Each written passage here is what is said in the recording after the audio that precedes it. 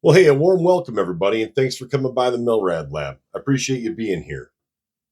This place is going to serve as a long or permanent journal of my hand loading and marksmanship efforts and investigations into what works or what goes right and what doesn't. The majority of the content you're going to find here on my channel is really aimed at the common person utilizing affordable equipment and materials that most people anywhere can afford to source. There may be a few points where a piece of like disco equipment or boutique level component are utilized, but my actual goal is to minimize that as much as possible. I have quite a bit of experience hand loading, but I'm by no means a subject matter expert. So here I place a short disclaimer. I'm not teaching or advising anyone what they should do. I'm merely explaining what it is that I do, or maybe more importantly, how I go about it. Having loaded tens of thousands of rounds of ammunition over time, my methods have changed greatly based on things like safety, performance, but above all else, is from information gleaned from some very accomplished hand loaders like Shannon from Johnny's Reloading Bench, Sam from Panhandle Precision, Taborosaurus Rex, and a whole bunch of other guys. I'm paying homage to these people for their selflessness in putting forth these methods and practices that would take some novice loaders a long time to develop on their own. My true hope is that at some point, people will be able to take away good little nuggets of information from what I do here. All right, with all that out of the way, today's video number one, is centered around the 350 Legend cartridge for use in a DI gas rifle with an 18-inch barrel. Some load development's already been done for this rifle, but we're going to be exploring a limited band, a very small ladder test, if you will, for this upper that you see sitting on the bench. This rifle is definitely a poor man's Frankenstein with it's got a poverty pony lower that you don't see here, but a slick side upper, what I believe to be a Bear Creek Arsenal 18-inch 1 and 16 twist barrel with an old school birdcage flash hider on it, 15-inch MBS handguard, a cobbled together bolt carrier group, and the list goes on and on. Listen, the bottom line with this rifle is this is all supposed to be dollars spent per function and pennies saved in function over form. So it's like El Cheapo with the hopes of making it shoot good. On components for this first video, here we've got once fired Starline brass, Hornady interlock 170 grain, .355 bullets, Hodgdon lil gun, and CCI 450 primers. Nothing here is big money. In the end, this is a budget rifle shooting a budget round, hoping to get minute a deer out to 300 or so yards. What I'd really like to see this thing do is print consistently 1 MOA or better. This would be ideal. What you're going to see in the first few minutes of this video is a brief overview of my reloading process, sort of start to finish, in some small clips. It leaves out a ton of detail in every single area. This is just a cursory overview, if you will, so you can see sort of how I do stuff from beginning to end. So here's how I do most of my depriming using a Frankfurt Arsenal hand depriming tool. Very economical, works really well. Can be rough on your hands. You notice I've got some tape on the grip and wearing a work glove. Here I'm depriming military crimp brass. That's not a whole lot of fun. After depriming, all my brass goes into the tumbler with some steel pin media. I use Dawn dish soap or Dawn power wash. I know everybody has a different soap they like. That just happens to be the one I go with. And I tumble it for about an hour and a half, sometimes a little less, sometimes a little more. It's going to depend on how dirty and how it looks. After being separated from the steel pin media, it goes in the dryer, and it'll be dry in a couple hours or so. Then it'll be ready for annealing. So on to annealing. I anneal after every firing, and not everybody does that. It's a personal preference. Here I'm using my Annealese machine. This is an old one. This is either a first or second generation machine. Does a good job. You need to employ things like Tempelac when you first set it up for each brand or caliber, so you can figure out where your temperature setting should be as far as torch distance and your wheel speed. It does a pretty good job. Here you see a 308 casing off the left that is not annealed. The one on the right is annealed. That one's actually over annealed. I sort of did that on purpose so there'd be some dramatic effect. This is what I prefer doing, is annealing before sizing. After annealing, I like to lubricate the brass before full-length sizing, which obviously you have to do. Here I'm using one shot. I like to spray it from all four sides. That way I never risk having a stuck case. The other thing I do when I'm utilizing one shot is to let the propellant or accelerant, whatever you want to call it, dry completely before you take it and start running cases up into your dies. Next on to full length sizing. Here I've got my die already set up.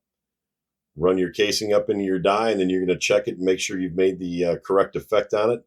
In the case of this open mouth 350 Legend casing I'm measuring here, I'm just looking to see if I drew the case body back into SAMI spec, which indeed we did. Next step will be trimming the brass to length. Here I'm using the old school hand trimmer. Bunch of different ways to do this. I don't mind doing it that way, but it does take time. There's no doubt about it. It can be a time eater.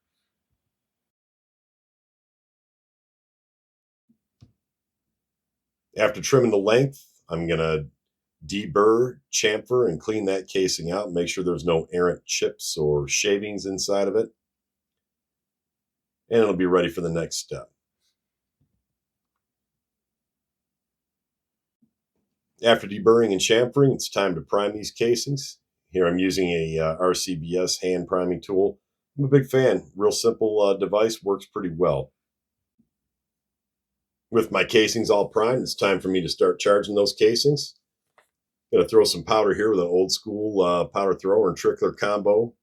Nothing wrong with this setup, works just fine. Last step, seating these bullets using the appropriate seating die with the appropriate seating stem. And of course, I'll measure cartridge-based ogive length because that is the number I use to determine consistency between each load. With that accomplished, you got loaded ammo ready to go to the range. All right, with the brief overview of my loading process out of the way, it's time to start actually loading for the 350 Legend, the cartridge for this video, utilizing these components here on the loading bench: Hodgdon LIL'GUN CCI 450 primers, some Starline once fired brass, and some Hornady Interlock 170 grain soft point bullets. Okay, everybody, what we've got here is 50 Starline once fired casings. They've been deprimed, cleaned, and lubed. They're ready for sizing. The die set I use for 350 Legend is the RCBS number 21904. It's a 3-die set. You got your sizing die, which I've already got in my press, a expander die for flaring or giving the bell to the mouth of the case, and then a seating die that also has crimping capability. We'll get more into die sets and methodology sometime down the line here, but what I'll say right now is that I don't like to crimp, and I don't like to create a large bell or flare on my case mounts. I will flare these, but only the absolute minimum amount required to seat these bullets effectively. That's just how I do it. So first we have to full length size all of these. They're already lubed and ready to go. I've already set my die. This one's not difficult. Our CBS instructions say that you put your die all the way in with the ram and shell holder all the way up. As soon as it makes contact, you lock it down, you're good to go.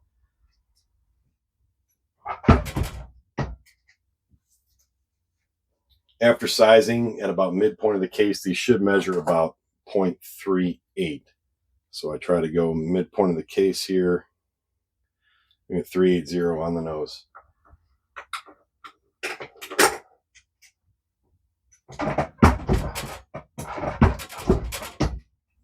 You'll probably notice that I double stroke this ram every time I size a case.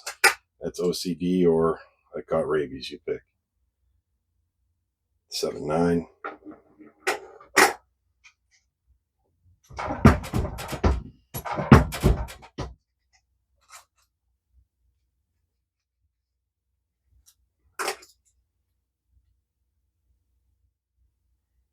.380.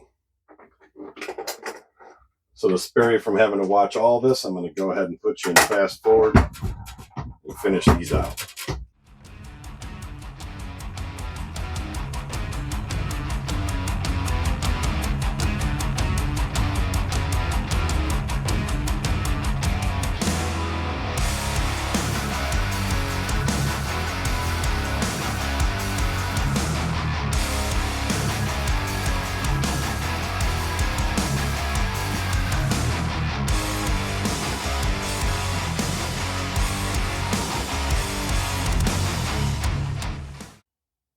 Okay, quick talk on trim to length for 350 Legend.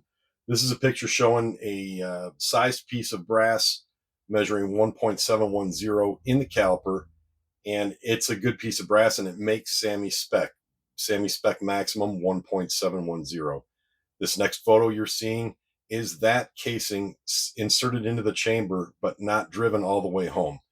So it's slightly out of battery so that you can see the end of the chamber there. The red arrow points toward it. Now, this next picture, what you're looking at is that casing at 1.710 all the way home and seated in the chamber. Anytime that brass makes it past that chamber and buries into the side of that projectile, your pressure spike is likely to cause instantaneous disassembly, and you know exactly what I'm saying. So for my peace of mind, I'm going to go back to the trim 2 length, which Sammy called for 1.710 minus a hundredth. So we're going to come back 1/100th to 1.700. Okay, folks, sizing's done. We got that knocked out. And now our next mission here is to trim these cases, get them down to correct length. Then we're going to deburr and chamfer them. This is an L.E. Wilson manual case trimmer. It's actually a pretty accurate piece of gear.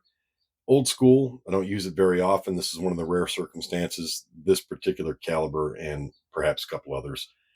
This is a modified shell holder. This is supposed to be for a 223, but I've modified it to fit the 350 Legend.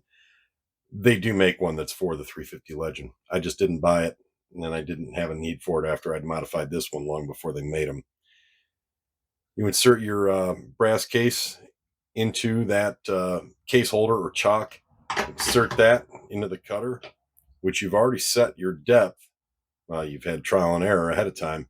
You set your depth in advance, and you take the cutter, holding that, and move the cutter to the brass. As you work the brass, eventually you're going to run out of room right here. Where you run out, you're done cutting. That's finished product. Okay, we're going to trim through a few of these real time. And then, as I've done before, go ahead and put you in fast forward so you don't have to sit here and watch every last one.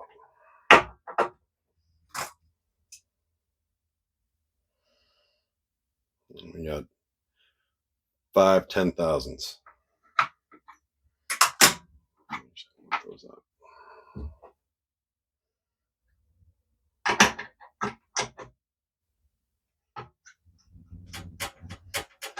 Take much.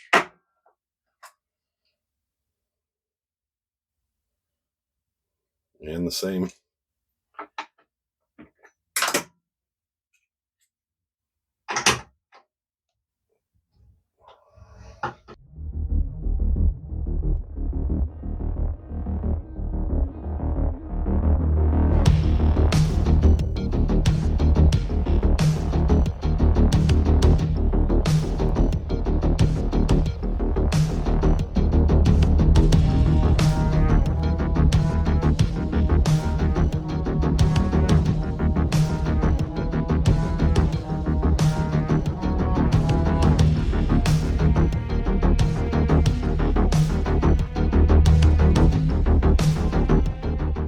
All right, coming in at a close second place to the absolute joy of manually trimming casings is the next chore of deburring, chamfering, and cleaning those casings out.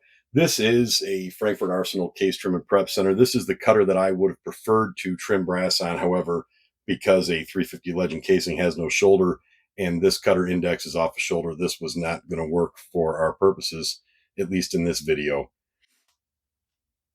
Oddly enough, I'm going to use the regular deburring tool and the VLD chamfering tool, and I'm going to explain that later on when it comes to flaring the case. But I just wanted you to be aware that I am aware that this is a awfully steep angle for what we're doing. Sort of unsure how bad the audio is going to be with this machine running, so I'm just going to explain steps in advance here. I'm going to take one of my pieces of trim brass. I'm going to hold it into the deburring tool about 4 seconds, onto the chamfering tool and rotate it for about 4 seconds, and then onto this used cleaning brush for about 4 seconds. Pull it off of that, shake it out, tap it, or tap it on the desk, and it's going to go back in the loading block, and so on. I'll go through a few of them real time, and then I'll go ahead and fast forward as I do with the other steps.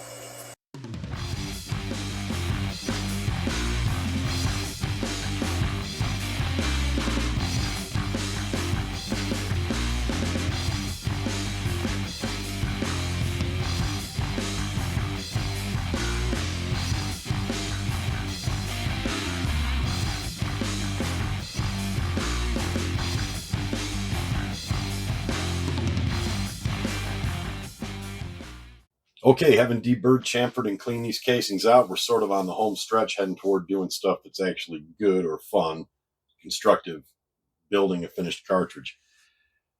When we did the chamfering, the reason that I use the VLD chamfering cutting tool on that prep center has to do with the angle of the cut at the mouth of the case. I like that real shallow angle. And there is a good reason for this. I don't know if it'll focus on it for me. The reason is if you can get that angle nice and shallow, you get to expand, flare, or bell the mouth less than if you had not done that.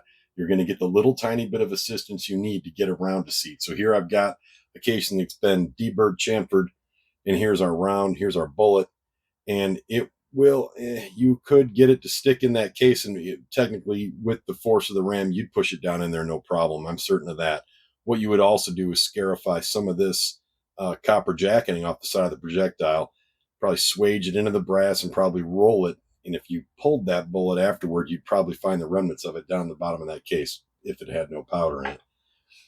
What we're going to do is flare this using the expanding die, which I had already set up, so it's preset. I'm going to double check it here when we run a couple casings through it.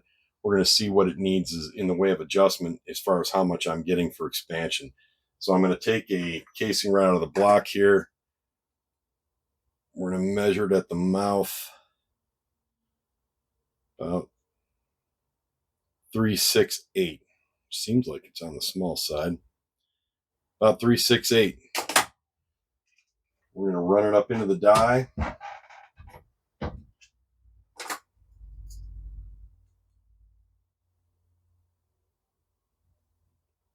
375. So there you got 7 thousandths difference. Now what that 7 thousandths does with that nice shallow angle from the chamfering tool is it allows me to sit that bullet right in there. Matter of fact, you can almost seat it by hand to this point, but we're going to be putting it in almost a full caliber more, which is going to it's going to draw this mouth back in, and it's not going to require a crimp. It's not a magic trick. It's how I learned to do this and impart the least amount of variation on these rounds when they're loaded, when they're completed. So there's one done.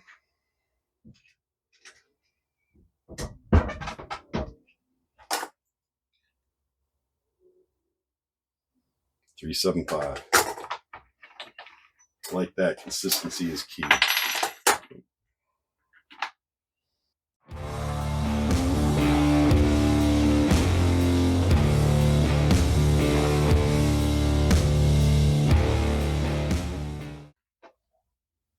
On to the next step here. We're going to prime all 50 of these casings using the CCI Magnum Small Rifle Primer number 450. I'm a big fan of this particular primer in AR casings.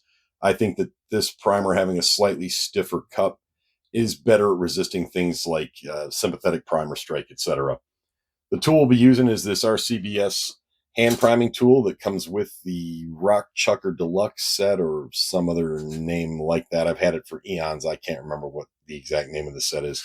Got a couple washers stacked on here, which I know some people will find peculiar, but that is to keep me from having over travel with the RAM and seating primers deeper than I want. This was set up some time ago, but it works out well in these 350 Legend or AR casings. It leaves me 3.5 thousandths under flush. So I'm going to go ahead and knock a couple out, and then I'll put you in fast forward and we'll get to the rest of them.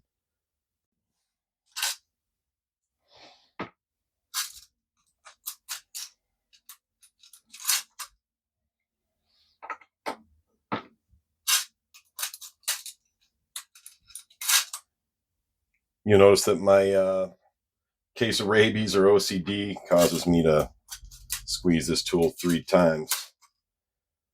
I'm really not sure why. So what I do, so here's what I'll do is take a quick measurement. We'll see how below flush we are here, how deep we are.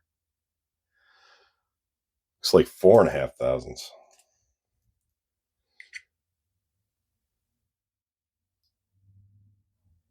Well, here I got 3. So I guess if I pushed hard enough, I went to 3.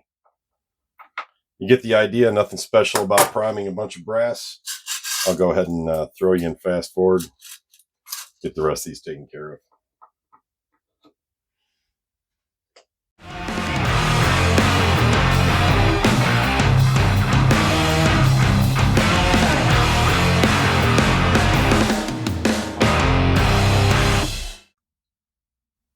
Okay, everybody, it's time to finally start throwing some powder. What we've got here is our 50 once-fired Starline brass casings that have been deprimed, cleaned, dried, full-length sized, trimmed to length, deburred, then chamfered, cleaned out again, and flared before being primed on our last step. And they're now ready to accept some gunpowder. What we've got on the loading bench here is Hodgdon LIL'GUN. That's what we'll be using for this particular miniature ladder test. We're going to be throwing that powder with this. I can't remember what the model number is. It's a something Flow 3 by RCBS. It comes with the Rock Chucker 4 Supreme or Ultimate or Deluxe Reloaders Kit, whatever it's called. Got a little cheap, easy redding powder trickler next to our A&D FZ 120i scale, which admittedly is not a affordable scale for everybody, or it's just not an inexpensive piece of gear. I was originally trying to do this video today with this Gemoro Platinum XP 500, which is like made of Chinesium 914 or whatever, and it doesn't track very well. So, vice my best efforts, I couldn't get it to trickle or accept a trickle for me without jumping and going way over charge weight. So that's off the table. So we're going to be using this A&D, which it tends to not let people down. Really good piece of gear. So this is going to be something of a miniature ladder or a mini ladder. It's going to be 5 charge weights beginning at 27.6 grains of LIL'GUN and ending at 28.4 grains. And each step or increment will be 0.2 grains at a time. 3 of these loads are above published maximum. So I recommend or insist that nobody ever make these. The rifle that I'll be shooting these in has already fired cartridges far in excess of what we're putting it through as a result of this loading. I already set up and adjusted the powder thrower with hopes that it's actually close to where we need to be. We're going to throw a charge here, see what we get. All right, we're aiming for 27.6 for our first load. I'll get on the trickler here and get it good and tight. There we go, right on the money, 27.6 grains. This is not normal for me in that typically when I load, I will charge one casing and then do this over here. And then I will seat a bullet. I don't like to let these rounds sit in a loading block charged with powder. However, I've decided that it's easiest for me to capture this on film doing it one at a time and at least show some of the process, and I can put you into fast forward. The other thing is that since these are flared so nicely and everything fits so well, I can just drop a bullet in each and I'll feel good about it, or good enough anyway, that my rabies won't bother me.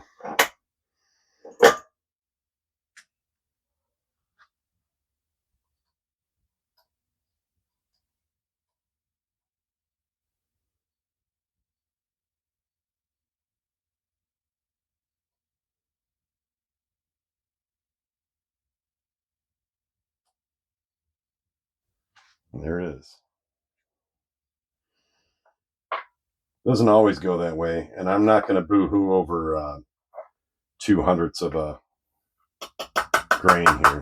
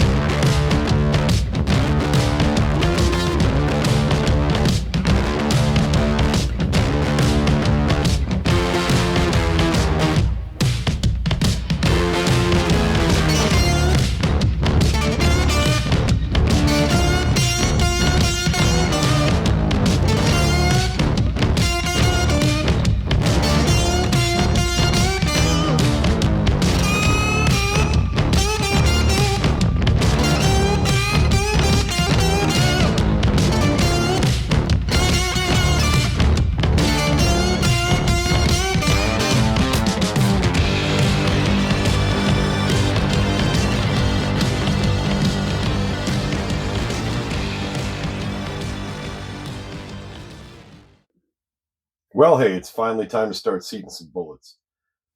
Before we actually start the seat stuff, I wanted to point out some things about this particular bullet.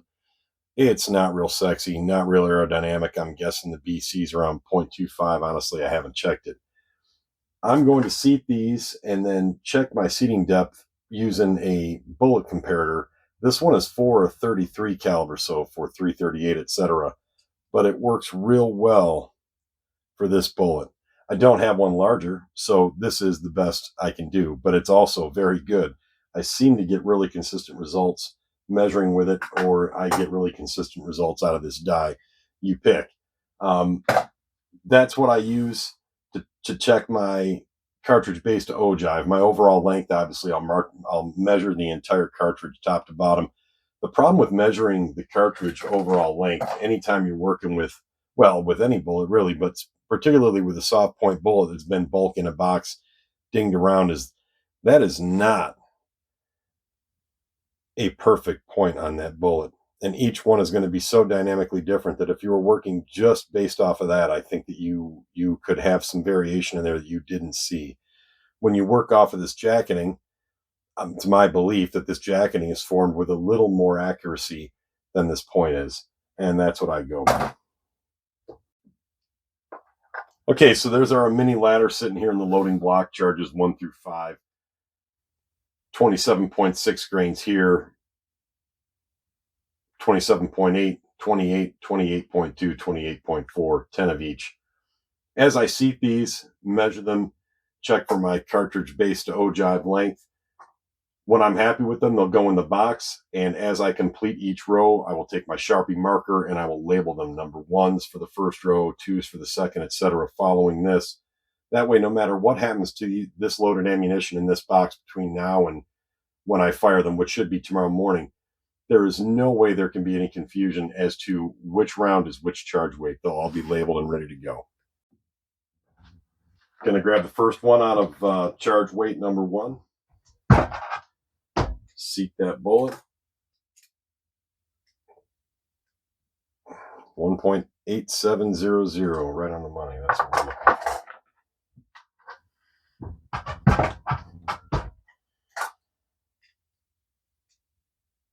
A little short there. Over 1,000 under.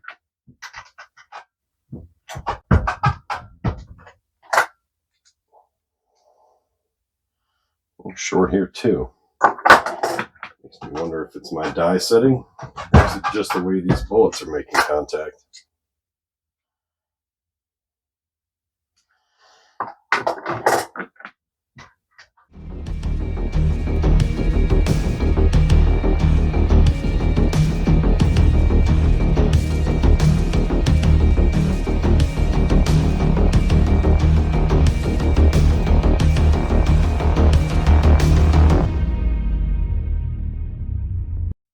Okay, so these are all wrapped up and ready to go to the range. We're going to take them out there and see how they fly. A couple things I didn't go over and I thought it would be worth touching on is the reason for the lengths I've selected, and then also their compatibility with a magazine, since we are shooting an AR platform. This is a 5-round CMMG magazine. Nothing fancy about that. This is a dummy round, not actually a live round. It was specifically made as a pattern for the others. This one happens to measure really long at like 2.3065. It's real long. Though it is very long, it'll still make it down in this mag. And that's why I selected the length that I chose, at least the cartridge base to ogive length, because I know that everything in this box is shorter than that, and that being the case, will all function no problem in a magazine. I spoke at one point about the angle of chamfer and not crimping my casings, and that if you do this correctly and you only flare or bell very little, that when you load that round into that bullet into the casing using the seating die, it will draw that brass back in around the mouth of that case and seat it tight to the bullet, which it has done in this case. I'm just not sure how well that'll be captured. Anyhow, these are ready to go. We've got 5 charges, 10 of each. I don't have great expectations. This rifle doesn't have a fancy custom shop or boutique-ish barrel. This is a very budget-friendly build, budget-friendly rifle. My hopes for it are 1 inch. If I can maintain one MOA at least for a couple groups back to back with a couple of these different loads, I'll be very happy. Choose one and make that the hunting cartridge for it. We'll see how it goes. Next stop, the range. Everybody knows good things come to those at the gate. Okay, so here we are at the range. First things last. The gate footage is simply for YouTube compliance. What I'm trying to showcase here is that I'm at a closed facility. There is no way that the general public can just stumble on in. I am indeed by myself at the range for this entire day. Second issue here to bring to light is that I made a series of mistakes operating the camera and microphone during the firing of the first 35 rounds of this 50-round test. So there is no live footage of that, unfortunately. What I did do was string together the following short montage that has each group on the shot marker and the live target, the data displayed on the screen, and a brief explanation from me. Then we'll get into shooting the rest of those rounds, the remaining 15 or 3-shot groups, live unedited. I also failed to mention that the scope we're utilizing on this upper for this test is a Vortex Strike Eagle, real run-of-the-mill, lower-end, tactical, entry-level scope in 4 to 24 power, hoping that it'll help us shoot some better groups today than using a lower power scope, at least in the conditions we have here. Okay, target number 1, they're in series from left to right, top to bottom. Target number 1 is 27.6 grains of LIL'GUN, average 2360, SD of 42, ES of 96, a 1.49 inch group. Load 2, 27.8 grains of LIL'GUN, average 2370, SD of 59, ES of 154. Wild numbers, but it shot a 0.99 inch group. Not terrible. It meets the minimum requirement. Load 3, 28 grains of LIL'GUN, average 2394, SD of 51, ES of 149. And the worst looking group of the day, 1.95 inches. Absolutely disgusting. Load number 4, 28.2 grains of LIL'GUN, average 2357, SD of 30, ES of 70, and a 1.33 inch group. Wild numbers. Load number 5, which I really wanted to be the one, 28.4 grains of LIL'GUN, average 2397, SD of 31, ES of 75 with a 1.41 inch group, and that's just not good enough. Now on the lower row of targets, starting from the left, number 1, 27.6 grains of LIL'GUN again, this time 2379, 58, and 141. Shot a 1.44 inch group, barely better than the first time. Load number 2, second time through, 27.8 grains of LIL'GUN. This is the published max. This time 2366, 13, and 32, almost respectable numbers, a 0.77 inch group. Like Ricky says, beauty's in the eye when you hold her. This is the winner for me today. I'm hoping that we can build on this. There's room here to make even better improvement.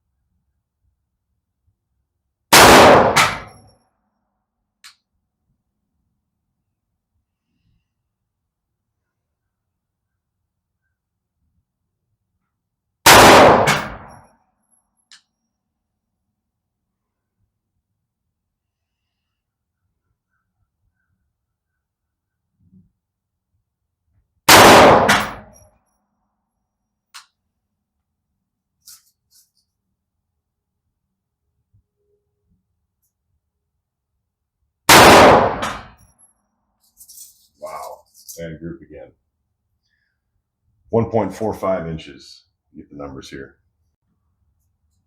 Scary numbers still on load number 3 there. However, if we remove the 5th shot, we had a 0.64 inch group going. I understand that 5-shot groups really mean nothing, but 4-shot groups probably mean even less, but that's a pretty decent group considering it was just the one that made it poor. The numbers are still god awful. This time average 2370, standard deviation 47, extreme spread 133. The last time was 2394, standard deviation 51, extreme spread 149.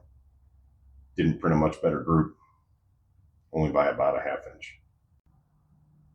Okay, same problem with this target. We've got one errant hole for my shot marker calibration that's relatively close, but it actually shouldn't be in our way, shouldn't be in our path here. This is load number 4, 28.2 grains of little gun, second time through.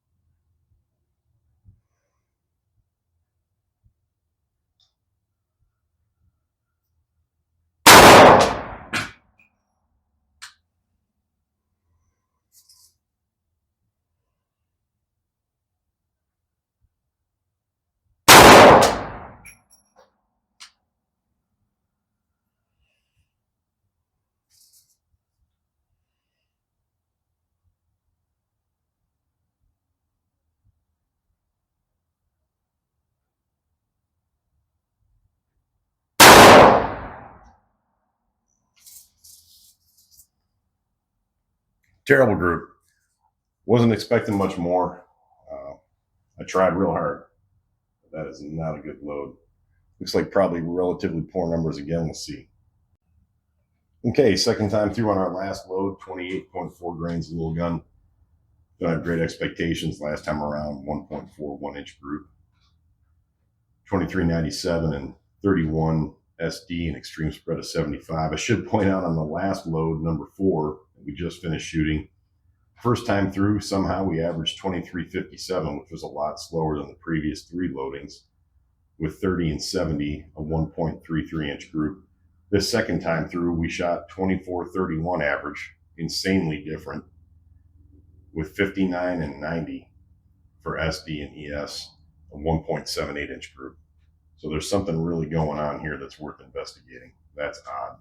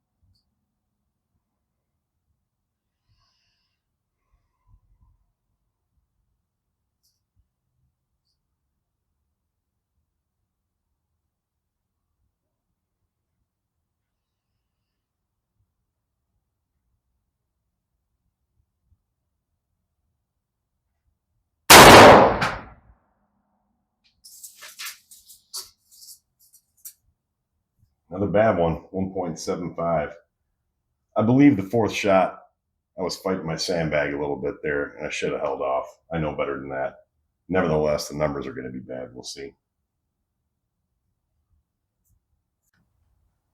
Okay, in this last group, load number 5, 28.4 grains LIL'GUN. First time through, 23.97. Second time through, 23.97. First time through, SD at 31. Second time through, SD at 33. First time through, ES is 75. Second time through, ES is 77. Both of them not good groups, 1.41 and 1.75. At least there's some consistency in all 10 of those rounds. Got similar numbers, dividing it up into two strings. First time rifle a lot colder. Second time the rifle's pretty warm. It's not hot, but it's warm. Enough where you could get some mirage when the wind cuts down a little bit, which it's blowing right across and into this shoot house right now. So it's blowing pretty good. You don't see much mirage. Nevertheless, I'm not certain if temperature has anything to do with it or not. I noticed the point of impact shift, and that makes me wonder, and this is something to investigate. But still, out of today's loadings, load number 2, 27.8 grains of LIL'GUN, which is the published maximum for this load. Pretty decent numbers, at least the second time through. Both of them shot inside of 1 inch, and that's what we're going for here. So this may be the one that I'm going to investigate further on as this video series continues. With our little mini ladder complete, we're going to head back to the bench and we'll get down to what we discovered and what we might try next. Okay, so today's trip to the range leaves a lot of room for future exploration. Taking a look at the brass, there's not a whole lot to see here. Primers are about as flat as the top row there that are brass colored primers. Those are factory Winchester loads. They're about the same flatness and they've got about the same scarring on that brass as the ones that I hand loaded. There may be a couple of my hand loads that look worse than those, but not by much. Pretty similar. There's a lot to look into, whether it's seating depth, lack of a crimp, is it the lab radar? Don't know what the culprit is yet, besides people just saying LIL'GUN powder gives you really bad numbers. I'm not going to subscribe to that all the way around. We did have one load today that worked out pretty well, shot a 0.99 and a 0.77. The first time around had wild numbers. The second time it had a standard of deviation of 13 and an extreme spread of 32, and that's rather respectable. I mean, that would be respectable in several calibers. The other ones can't say the same thing for. The hottest load of the day actually was very consistent, had the exact same velocity 2 times in a row. It also had the same SD or very close within 2 feet a second and the same ES within 2 feet a second, but shot two terrible groups, 1.41 and 1.75. I was very disappointed in the group sizes today. That was almost shocking to me. I had someone mention to me that perhaps the wind had something to do with it, but I'm not going to call any wind on any of this. As a matter of fact, I'm not even going to call operator error except for one shot that I know I yanked really bad. Other than that, I think that this is just not a load that's favorable yet. We're getting there. We've kind of found a spot to investigate deeper, and that's where I'm going to go the next time around. So on the agenda for the next video in this series is going to be exploring taper crimp on the 350 Legend with this exact same loading setup. I'm not a fan, but we're going to do it. The next is going to be altering seating depth, and we'll play with that both. Well, we won't really play with it any longer. We're going to play with it shorter, maybe in a couple of variations to see what difference we get from trying that. I'd like to see our numbers come together and help get rid of the suspicion that there's a problem with the chronograph. I'm going to have the magneto speed and the lab radar there. I actually need to get my hands on a Garmin, and that's on the shopping list for certain. There are a lot of people that would blame a lot of this on a chronograph issue, but you cannot deny what other people have said or have written about LIL'GUN in the 350 Legend, and that you get very unpredictable numbers. For me, unpredictable numbers means unpredictable accuracy. I know the two don't always cross at 100 yards. You may be talking a much greater distance before you start to see real true separation.